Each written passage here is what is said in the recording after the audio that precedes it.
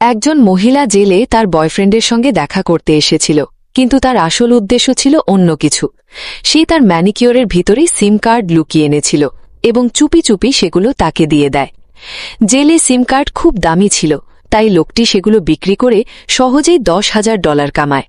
কিন্তু সে সেই সব টাকা প্লেডোতে খরচ করে দেয়, কারণ সেটি তার পালানোর পরিকল্পনার একটি গুরুত্বপূর্ণ অংশ ছিল। সে একটি লন মাওয়ারের মধ্যে পাথর ঠুকিয়ে দেয় এবং সেটি দিয়ে জেলের ডাক্তারের গাড়ির কাঁচ ভেঙে দেয়। ডাক্তার খুব রেগে যায়, কারণ গাড়িটি 55 বছর পুরনো ছিল এবং সেটি মেরামত করা খুব কঠিন ছিল। তখন এক বন্দী বলে যে জেলে আসার আগে সে একজন বড় গাড়ি মেকানিক ছিল এবং সেই গাড়িটি বিনামূল্যে ঠিক করে দিতে পারবে। ডাক্তার রাজি হয়ে যায়, কারণ তাকে টাকা দিতে হচ্ছিল না, কিন্তু সে জানত না যে বন্দীটি ওই লোকটির সঙ্গেই মিলেছিল।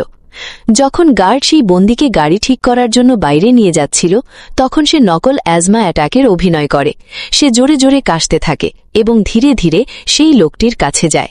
সেখানে গাড়ি ঠিক করতে করতে সে প্লেডো দিয়ে চাবির একটি কপি বানিয়ে নেয়। এদিকে লোকটি গাড়ির ভিতরে লুকানোর জন্য একটি ঠিক জায়গা খুঁজছিল। সবকিছু পরিকল্পনা অনুযায়ী চলছিল।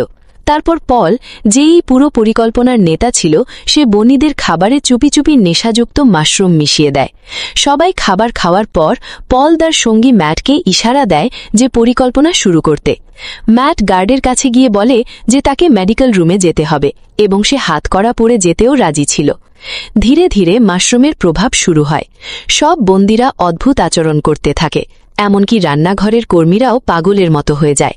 এই সময় চু একটি ছুরি তুলে নিয়ে অভিনয় করে যে সে নিজের হাতে কেটে ফেলেছে। গার্ডরা তাকে দ্রুত মেডিকেল রুমে নিয়ে যায়। এখন জেলে পুরোপুরি হুলস্থুল শুরু হয়ে যায়। নার্স গার্ডদের জরুরি অবস্থায় ডেকে আনে, এমনকি ডাক্তারকেও ভিতরে ডাকা হয়। এই সুযোগে ম্যাট তার টুলস দিয়ে হাতকড়া খুলে ফেলে। তারপর সে আর চু মিলে মেডিকেল রুমে থাকা লিকুইড নাইট্রোজেন ব্যবহার করে তালাকে জমিয়ে দুর্বল করে ফেলে। কিছুক্ষণের মধ্যেই দরজা নিজে থেকেই খুলে যায়। এখন জেলের করিডরগুলো ফাঁকা হয়ে গিয়েছিল।